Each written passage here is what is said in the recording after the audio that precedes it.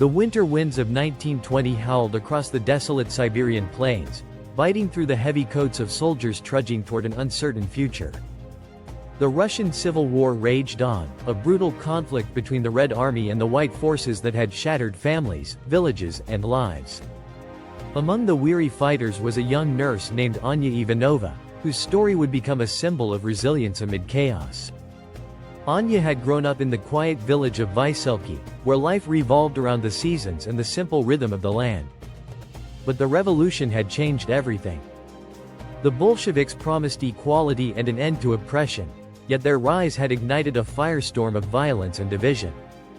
Anya's father, a staunch supporter of the Tsar, had been executed by Red forces when she was just 16. Her mother, unable to bear the weight of grief, fell ill and passed shortly after.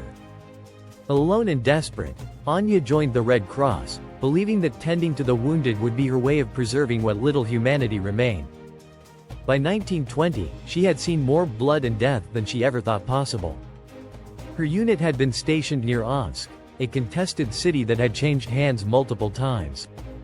The hospital was little more than a makeshift tent, its canvas walls stained with mud and blood. Anya's days were spent stitching wounds, setting broken bones, and comforting dying men who cried for mothers who would never hear them again. One cold evening, the faint roar of artillery fire echoed through the air. Anya knew what it meant. Another wave of casualties was coming. As she prepared the bandages and boiled water for sterilization, the stretcher bearers began arriving. Among the wounded was a man whose face was obscured by a thick layer of grime and blood. His uniform marked him as a white officer, but his injury, a gaping wound in his side, made it clear he was no immediate threat. "Leave him outside," one of the Red Guards growled. "We don't treat enemies." Anya's hands shook with anger as she stepped between the soldier and the stretcher. "He's a human being," she said, her voice firm despite the lump in her throat. "If we don't help him, he'll die." "Good," the guard spat. But Anya stood her ground, her piercing blue eyes locking onto his. Finally, with a frustrated grunt, the guard waved her off.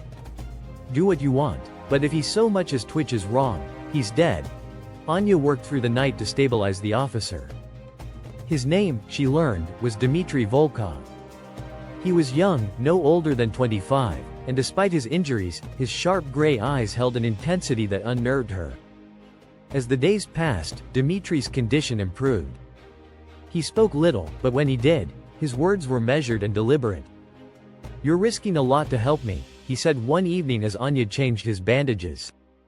"Why?" Anya hesitated. "Because I'm tired of watching people die. Red, white, it doesn't matter anymore. All I see are broken bodies and shattered lives." Dmitry's gaze softened. "You're braver than most soldiers I've met," he said quietly. Their conversations grew longer as Dmitry's strength returned. He told her about his family, a wealthy landowning class that had lost everything when the Bolsheviks seized power. Anya shared fragments of her own story, though she avoided mentioning her father's allegiance. Despite their differences, a fragile bond began to form between them. But the war was unforgiving. News of an impending Red offensive reached the hospital, and the staff was ordered to evacuate. Anya knew she couldn't leave Dmitry behind. The Reds would execute him on sight if they found him. Under the cover of darkness, she helped him onto a stolen sled and began the treacherous journey toward neutral territory. The journey was harrowing.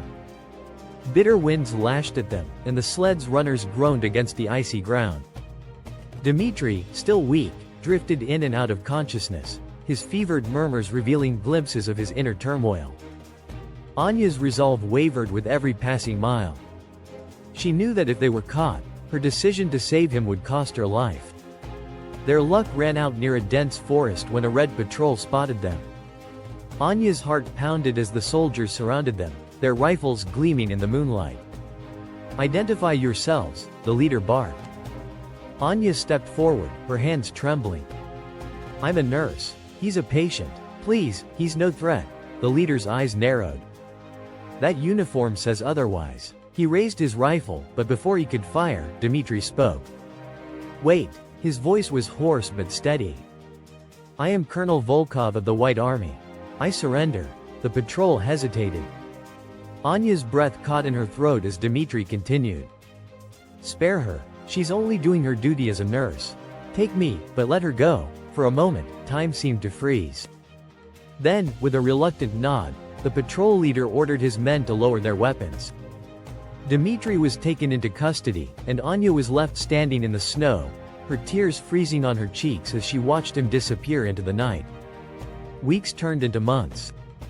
The war dragged on, and Anya returned to her work, though her heart was no longer in it. She often wondered what had become of Dmitri.